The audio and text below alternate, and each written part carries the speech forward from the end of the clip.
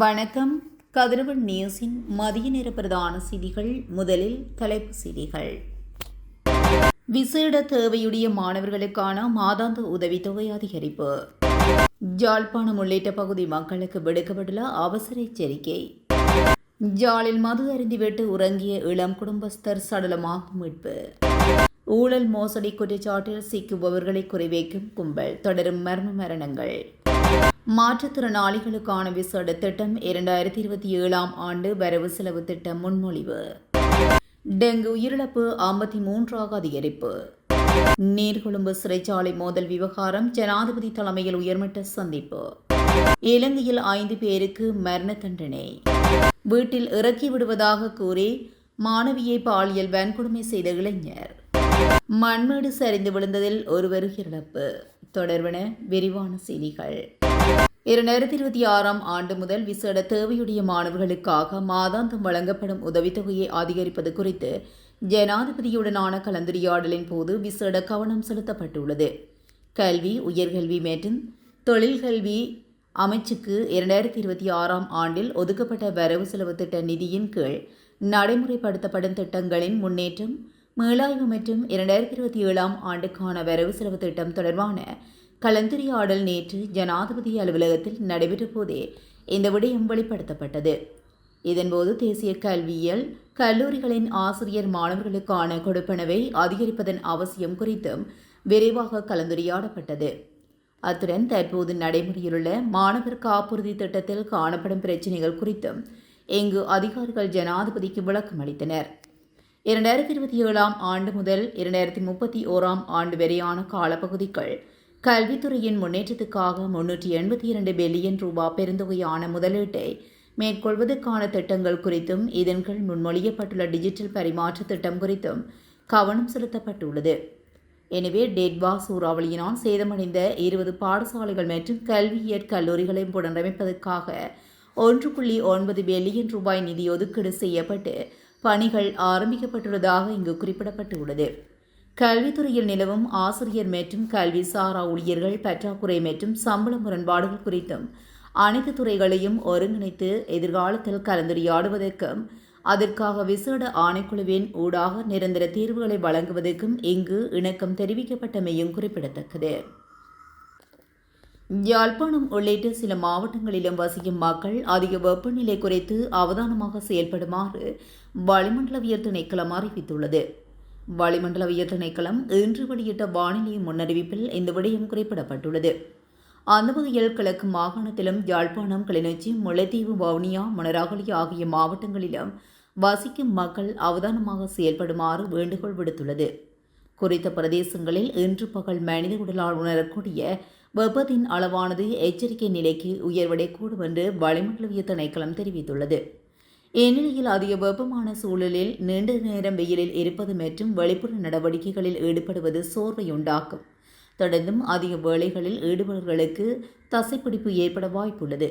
எனவே போதிய அளவு நீர் மற்றும் திரவ உணவுகளை உட்கொண்டு உடலை நீர்சத்துடன் வைத்துக் கொள்ள வேண்டும் என்று அறிவுறுத்தப்பட்டுள்ளது. அதீத உடல் உழைப்பு தேவைப்படும் வெளிப்புற நடவடிக்கைகளை குறைத்துக் கொள்ளுமாறும் பொதுமக்கள் கேட்டுக்கொள்ளப்படுகிறார்கள். குறிப்பாக மதிய மற்றும் மாலை நேரங்களில் வெயிலின் தாக்கம் அதிகமாக இருக்கும் என்பதனால் மக்கள் தங்கள் உடல் நலனில் அதிக கவனம் செலுத்துமாறு அறிவுறுத்தப்படுகிறார்கள். யாழ்ப்பாணத்தில் நண்பர்களுடன் மது அருந்திய இளம் குடும்பஸ்தர் ஒருவர் சடலமாக மீட்கப்பட்டுள்ளார். கடற்கரை வீதி பாசையூரை சேர்ந்த 25 வயதுடைய பேகனிட்ஸ் என்ற குடும்பஸ்தரே இவ்வாறு சடலமாக மீட்கப்பட்டுள்ளார். இது குறித்து மேலும் தெரிய வருகையில் நேற்று இரவு 9 மணிக்கு மாடியில் நண்பர்களுடன் மது அருந்தியுள்ளார். பின்னர் அவரது நண்பர்கள் சென்ற நிலையில் அவர் அந்த மாடியிலேயே உறங்கியுள்ளார். பின்னர் அந்த மாடி கட்டிட வேலைகளை செய்வதற்காக வந்த வேலைக்காரர்கள் குறித்த குடும்பஸ்தர் அசைவற்று காணப்படுவதை அவதானித்தனர். அதன் பின்னர் காவல்துறையினருக்கு மற்றும் உறவினர்களுக்கு தகவல் வழங்கப்பட்டுள்ளது. அதனைத் தொடர்ந்து அங்கு சென்று பார்த்த வேளை அவர் ஏற்கனவே உயிரிழந்து விட்டதாக தெரிய வந்துள்ளது. அவரது சடலம் மீதான மரண விசாரணைகளை திடீர் மரண விசாரணை அதிகாரி நமசிவாயம் பிரேம்குமார் மேற்கொண்டுள்ளார். உடற்கூற்று பரிசோதனைகளுக்காக சடலம் யாழ்ப்பாணம் போதனா வைத்தியசாலையில் வைக்கப்பட்டுள்ளமை குறிப்பிடத்தக்கது. இலங்கையில் ஊழல் குற்றச்சாட்டுகள் சுமத்தப்பட்டவர்களுக்கு எதிராக சட்ட நடைமுறைப்படுத்தப்பட்டு வரும் வேளையில் சிலர் மர்மமான முறையில் உயிரிழப்பது ஏன் என ஊடகவியலாளர்கள் அரசாங்கத்திடம் நேரடியாக கேள்வி எழுப்பியுள்ளனர். முன்னாள் போலீஸ் மா அதிபர் சி டி விக்ரமரத்னவின் திடீர் மரணத்தை சுட்டிக்காட்டியே ஊடகவியலாளர்கள் இந்த கேள்வியை முன்வைத்தனர். இந்த ஊடகவியலாளர்களின் கேள்விகளுக்கு பிரதி அமைச்சர் பிரசன்ன குணசேன பதிலளித்துள்ளார். முன்னாள் போலீஸ் மா அதிபர் சி டி விக்ரமரத்ன உயிரை மாய்த்துக் கொண்டமை குறித்த விசாரணைகள் தற்போது நடைபெற்று வருகின்றது. விசாரணைகளின் முடிவிலேயே இதற்கான உண்மையான காரணங்கள் தெரியவரும். நபர் ஒருவர் சட்ட நடவடிக்கைகளுக்கு முகம் கொடுக்க முடியாத சூழலில் இவ்வாறான முடிவுகளை எடுக்கும் போக்கு காணப்படுகிறது. எனவே முன்னாள் போலீஸ் மா அதிபருக்கு பாதாள உலக குழுக்களுடன் தொடர்பு இருந்ததா என்பது குறித்த மக்கள் மத்தியில் நிலவும் நியாயமான சந்தேகங்கள் குறித்து விவாதிக்கப்பட்டுள்ளது. சட்டத்தின் முன்னால் இத்தகைய சந்தேகங்கள் உண்மையானதா இல்லையா என்பது நிரூபிக்கப்படும் வரை பொறுத்திருந்து பார்க்க வேண்டும் என பிரதி அமைச்சர் பிரசன்ன குணசேன மேலும் தெரிவித்துள்ளார். சமகால அனுர அரசாங்கத்தால் முன்னெடுக்கப்பட்டு வரும் ஊழல் மற்றும் குற்றச்செயல்களுக்கு எதிரான நடவடிக்கைகள் காரணமாக இதுவரை 4 பேர் உயிரை மாய்த்துக் கொண்டுள்ளனர். இதுகுறித்து 6 பேரும் முன்னாள் ஆட்சியாளர்களான மஹிந்த ராஜபக்சவுடன் மிகவும் நெருக்கமாக செயல்பட்டவர்கள் என்பதும் குறிப்பிடத்தக்கது. மாற்றுத்திறனாளிகளுக்கான நாடாளுமன்ற ஒன்றியம் மற்றும் மாற்றுத்திறனாளிகள் சமூகத்தினால் 6 முக்கிய துறைகளை உள்ளடக்கிய தயாரிக்கப்பட்ட வரவு செலவு திட்ட முன்மொழிவு ஜனாதிபதியின் செயலாளர் நந்திக சனத்குமாரநாயக்காவிடம் கையளிக்கப்பட்டுள்ளது. இந்த விடயம் தொடர்பான கலந்துரையாடல் நேற்று இடம்பெற்றுள்ளது. இந்த முறை வரவு செலவு திட்டத்தில் மாற்றுத்திறனாளிகள் சமூகத்துக்கு விசேட கவனம் செலுத்தப்பட்டு அவர்களுக்கான அணுகல் வசதிகளை மேம்படுத்த நிதி ஒதுக்கீடு செய்தமைக்காக ஜனாதிபதி அனுரகுமார் திசாநாயக்க மற்றும் அரசுக்கு மாற்றுத்திறனாளிக்கு சமூகம் தமது நன்றிகளை தெரிவித்துள்ளனர்.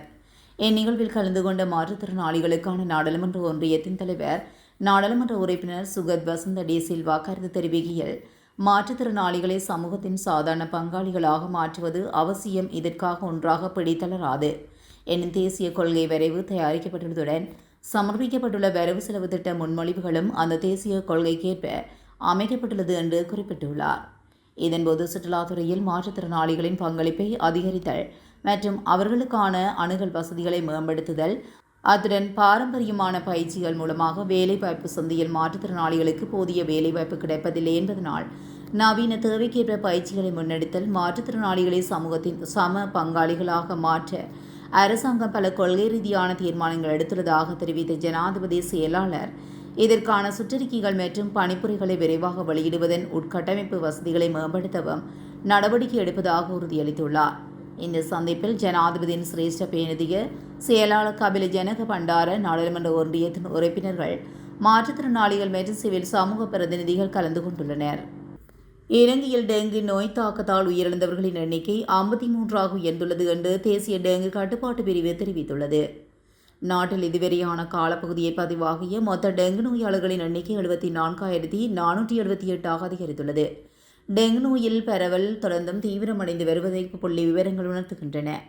இந்நிலையில் கருத்து கொண்டே காய்ச்சல் அல்லது டெங்கு நோய்க்கான ஏனைய அறிகுறிகள் தென்படுமாயின் காலதாமதம் செய்யாது உடனடியாக அருகிலுள்ள மருத்துவமனைகளுக்கு சென்று முறையான மருத்துவ பரிசோதனைகளை மேற்கொள்ளுமாறு பொதுமக்கள் அறிவுறுத்தப்பட்டுள்ளனர். தொடர்ச்சியான காய்ச்சல், தலைவலி, உடல்வலி மற்றும் இதர அறிகுறிகளை அலட்சியப்படுத்தாமல் தகுதியான மருத்துவ ஆலோசனைகளை பெறுவது நோயின் தீவிரத்தை குறைக்கவும் உயிரிழப்புகளை தவிர்க்கவும் அவசியமாகும் என்று சுகாதார தரப்பினர் வலியுறுத்துகின்றனர். ஜனாதிபதி அனுரகுமார் திசாநாயக்காவுக்கு சிறைச்சாலைகள் திணைக்களத்தின் அதிகாரிகளுக்கும் இடையிலான சந்திப்பு நேற்று பிற்பகல் ஜனாதிபதி அலுவலகத்தில் நடைபெற்றது. தற்போது சிறைச்சாலை கட்டமைப்பில் எழுந்துள்ள பிரச்சினைகள் மற்றும் இந்த பிரச்சினைகளை தீர்ப்பதற்கு எடுக்கப்பட வேண்டிய அவசர நடவடிக்கைகள் குறித்து இதன்போது கலந்துரையாடப்பட்டது. அண்மையில் நேர்கொழும்பு சிறைச்சாலையில் இடம்பெற்ற மோதல் சம்பவம் குறித்து இதன்போது விசேட கவனம் செலுத்தப்பட்டதுடன் எவ்வாறான சம்பவங்கள் மீண்டும் இடம்பெறாமல் இருப்பதற்கு எடுக்கப்பட வேண்டிய நடவடிக்கைகள் குறித்தும் கலந்துரையாடப்பட்டது. மேலும் சிறைச்சாலை அதிகாரிகள் எதிர்கொள்ளும் பிரச்சினைகள் மற்றும் அவர்களின் நலன்புரிய விடயங்கள் குறித்தும் இதன்போது ஜனாதிபதி விசேட கவனம் செலுத்தினார். ஜனாதிபதி ஒருவருடன் நேரடியாக தமது பிரச்சினைகள் குறித்து கலந்துரையாடுவதற்கு கிடைத்த முதலாவது சந்தர்ப்பம் இதுவென சுட்டிக்காட்டிய சிறைச்சாலை அதிகாரிகள் அதற்காக ஜனாதிபதிக்கும் தமது நன்றியை தெரிவித்தார். கொரோனாக்கள் வெலகுதிர பகுதியில் 25 வருடங்களுக்கு முன்னர் ஒருவர் கொடூரமாக கொலை செய்யப்பட்டமை மற்றும் மேலும் 3 கொலை செய்ய முயன்றமை தொடர்பில் 5 நபர்களுக்கு கம்பகா மேல் நீதிமன்றம் வெள்ளிக்கிழமை மரண தண்டனை விதித்து தீர்ப்பளித்துள்ளது.